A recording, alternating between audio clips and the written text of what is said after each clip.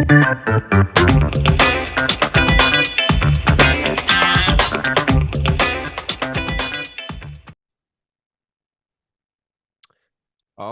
right. Welcome back to another episode of the Real Estate Investing Club. It is a sunny Friday in early October here in Seattle, and absolutely loving it. We're getting some cold weather, which I like, and then today is actually sunny with cold weather, which is my favorite. It means I should probably move out to Colorado if that's what I'm looking for. But today's a good day because we got Peter Eberhardt with us from Eberhardt Capital. He is a BMX rider turned multifamily investor, which is a great.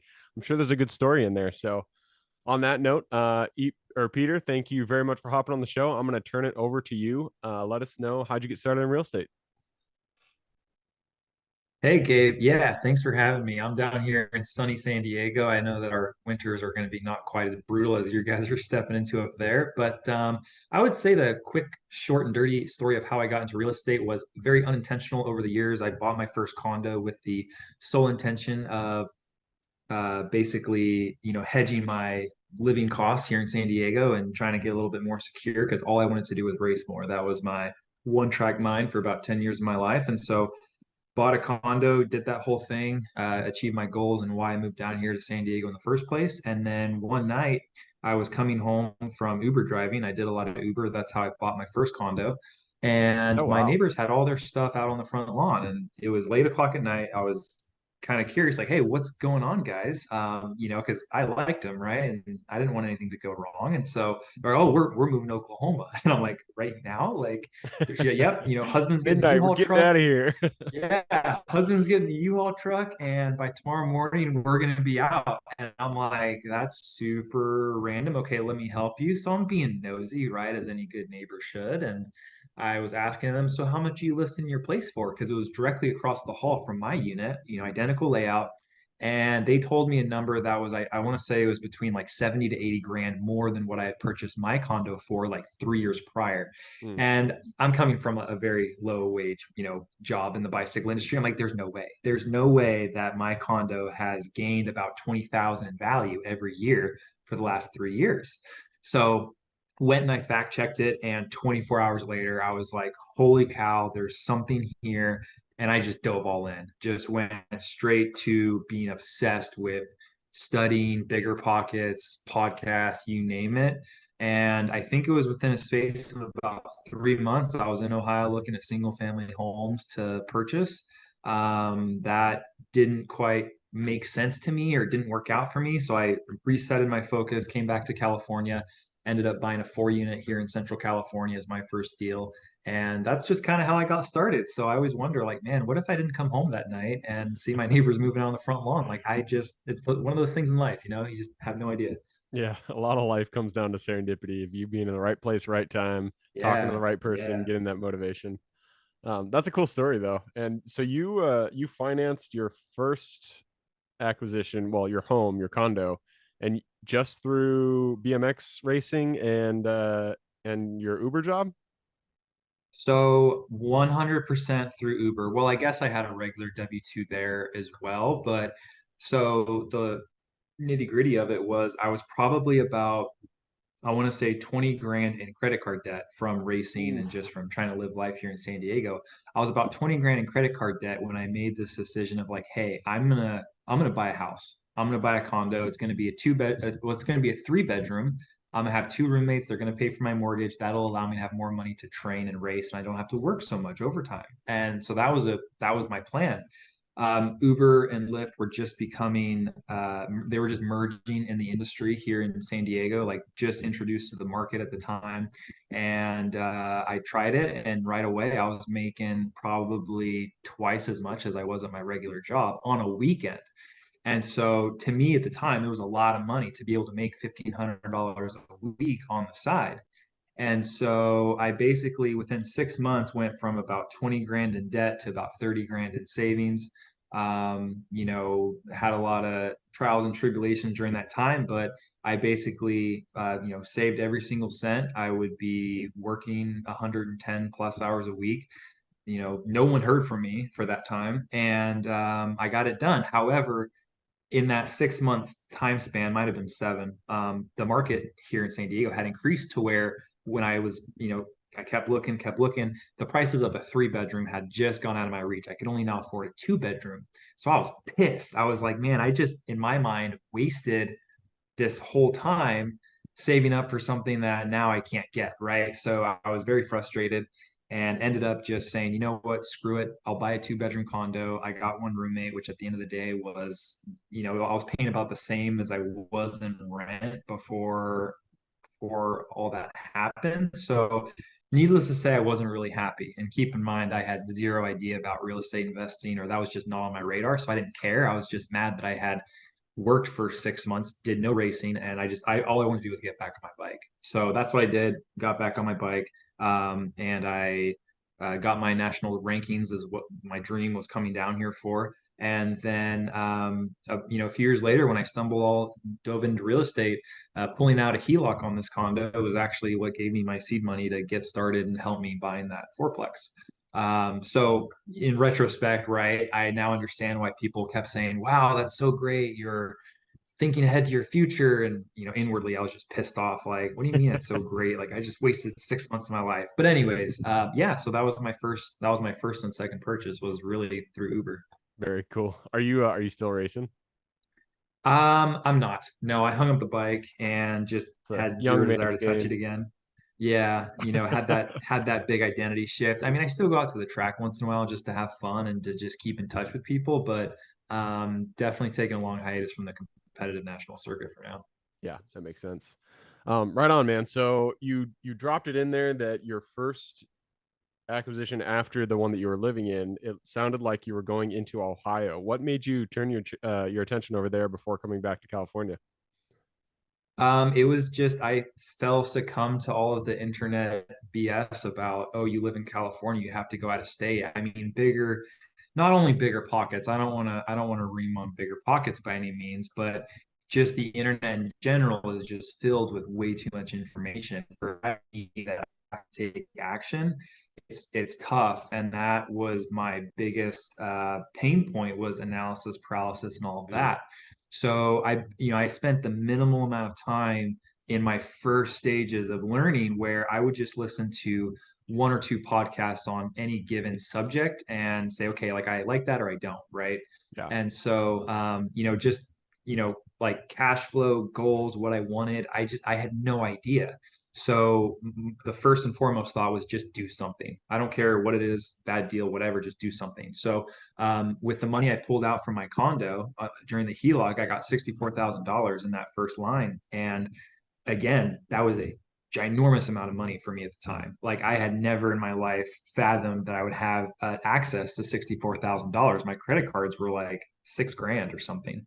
So that was a lot. So I'm like, in my research, I'm like, okay, I can go and buy 2 single family homes in Ohio, and that'll get me started, right? So I went out there, networked, met the agents, did all that thing, and it just didn't sit right with me. You get your Mm. gut feeling. It didn't make sense for me to pay a management fee. It didn't make sense that it was halfway across the nation, and it didn't make sense the couple $100 maybe I would get in cash flow. Right. And so I said, you know what, let me just revisit this. So I went to leverage the FHA route and set my sights on getting a fourplex here in California. Then in comes the pandemic, right? And prices just shoot through the roof.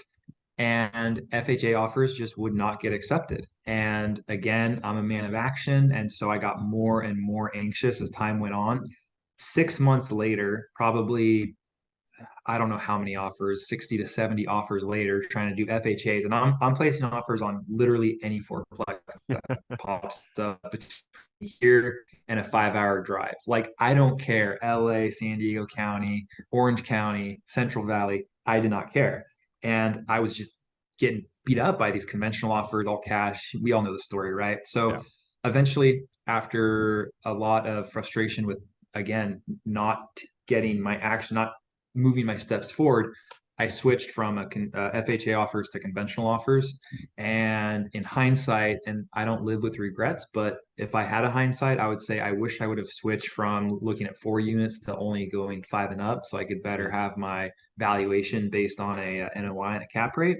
But I didn't, and I got a fourplex in Central California, and I moved up there for 8 months and Oh, renovated wow. all 4 units, kicked everyone out by myself. We actually had to evict a tenant during escrow, which was definitely added a lot of, you know, of excitement to the closing process to get that thing across the finish line.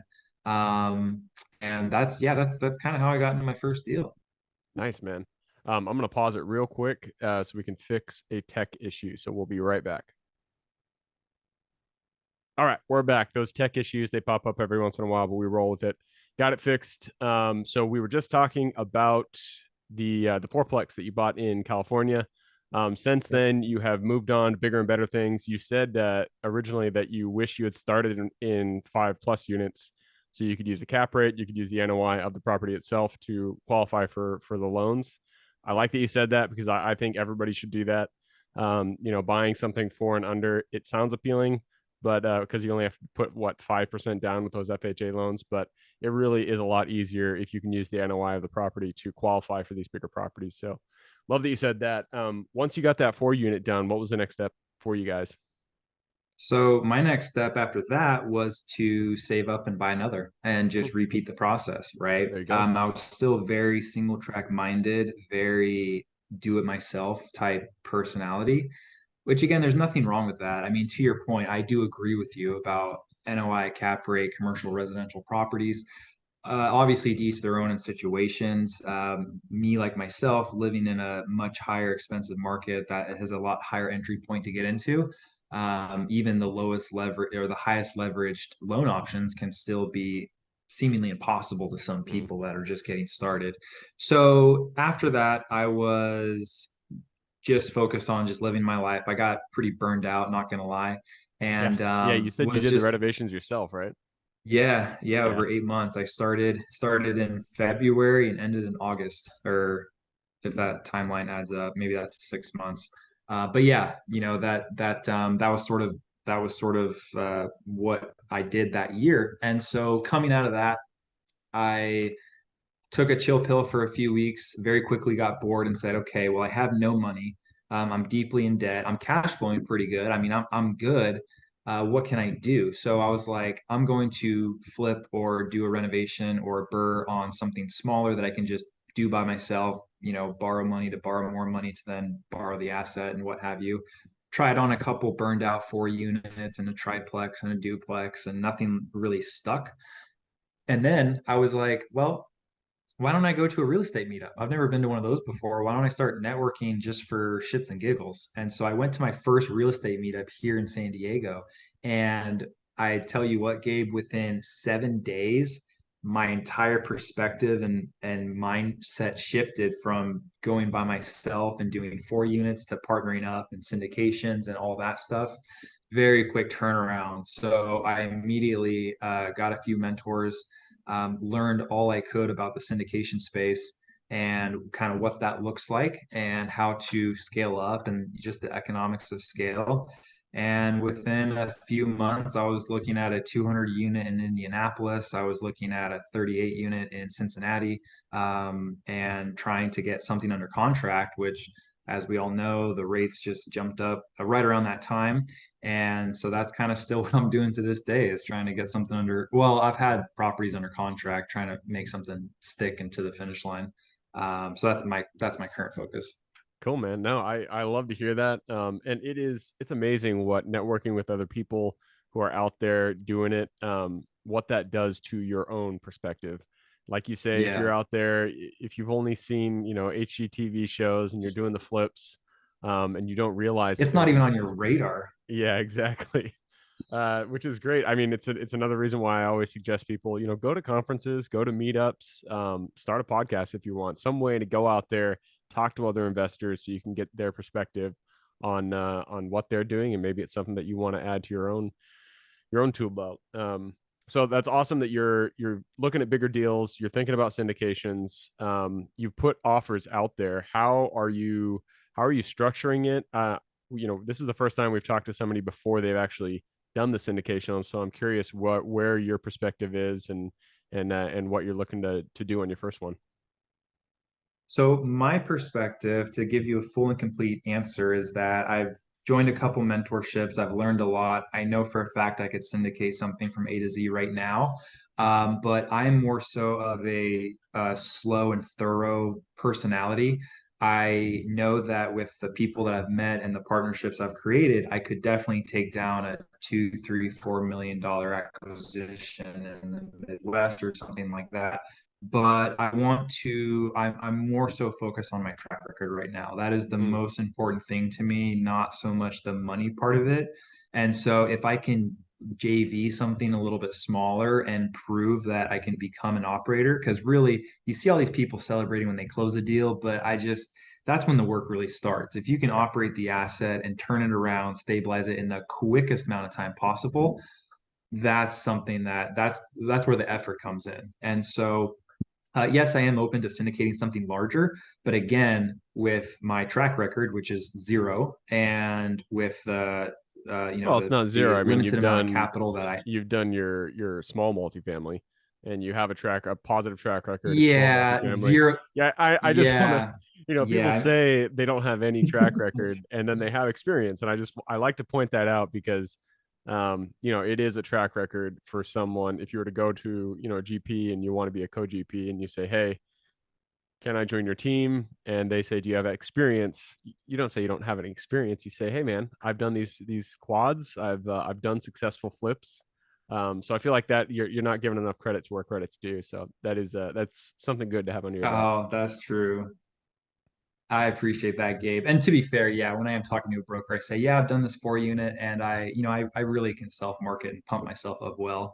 I guess I did just reference, I have zero experience in the five and up space, Yeah, but, yeah, yeah, yeah. um, but yeah, I'm more so focused on doing something that I can either JV myself with other people or, something if it was a smaller syndication or again, just really focus on my track record first. It's now that I kind of know how the game works, it's a little bit harder for me to fathom actually finding a good deal from a broker relation that is actually worth doing. And that's kind of been my experience. And so, like my latest one, it was a 5 unit, also in the Central California area. The seller was originally wanting 400,000 for it. I immediately drove up there. I knew the area. That's another thing I found out about myself along this journey was I really like to do business in person and be my operator, Mm-hmm. boots on the ground in person. So I'm giving California my best shot. I know the laws, I know all the red tape, and I know how to navigate it, and I'm okay with it. So let's roll. Yeah, And so I went up to Central California to walk this 5 unit with the seller, and it was in the worst possible physical and operational shape you can imagine, right? Like hasn't holes been in the touched in ceilings. Yeah, hasn't been touched in 30 years. Like it was just a complete mess. And so I said, this is perfect. Like this is exactly what I want. And so got to talking with the seller and got to know his situation a little bit. And I knew for a fact there was no way anyone would be paying $400,000 for this 5 unit building. And so I gave him two options. I said, I know that you really want your price. I'll do $400,000 at a 4%, 100% seller carry for 36 months. perfect. And those terms would allow me to stabilize and exit on the exit I needed in order to pay him and just keep everybody happy. And then I gave him the second offer. I said, or I can just do it. I can just cash you out and just conventional finance you at $302,000, right? And he countered me at 338 for just a full cash out. I couldn't make that happen, and even if I could, I wouldn't want to. It was just between all the aspects and the whole package of the deal, it was still a little bit too risky. So I countered him again at 312, and it went under contract the other day for 325. So I asked the broker. I said, "Hey, did the because it's already fallen out of escrow twice?" And I asked him. I said, "Hey, did the buyers that went into contract did they actually come up and physically walk the property? Like, do they know X, Y, Z?" He's like, "No, no," and I'm like, "All right, well, we'll keep an eye on it and see what happens."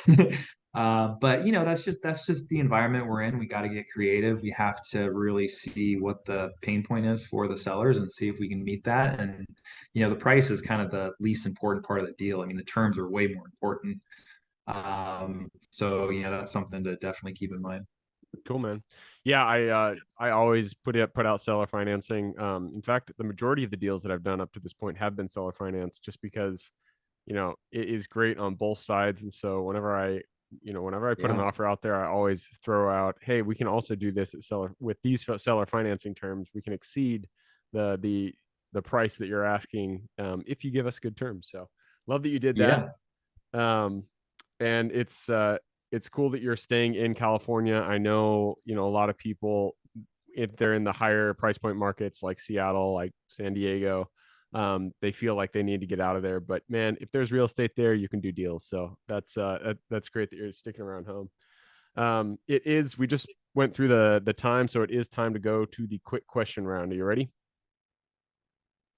Let's go fire away. All right, let's do it. Starts with books or any form of education.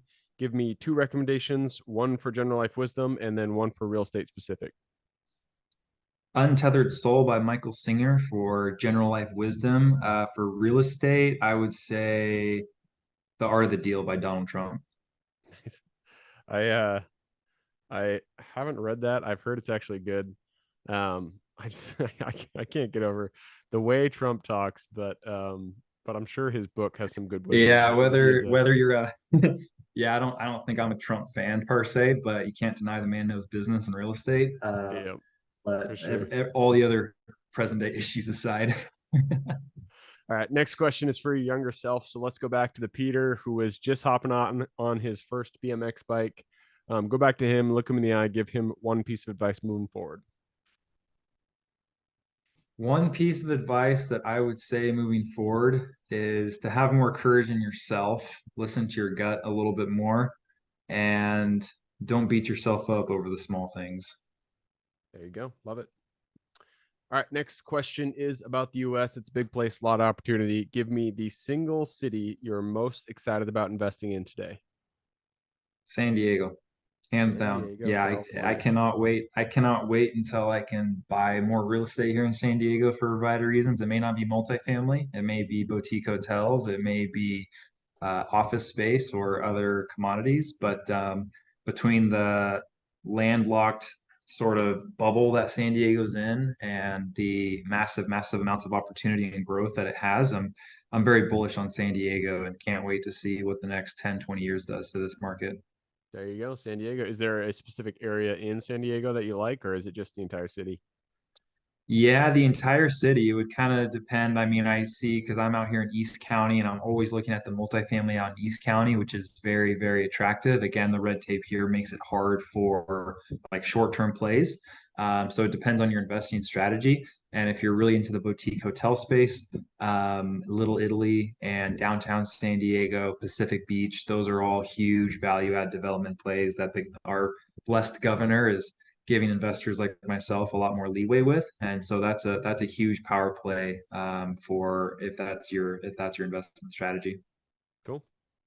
All right, everybody is given a gift that they uniquely provide this world. So, what is your Superman strength?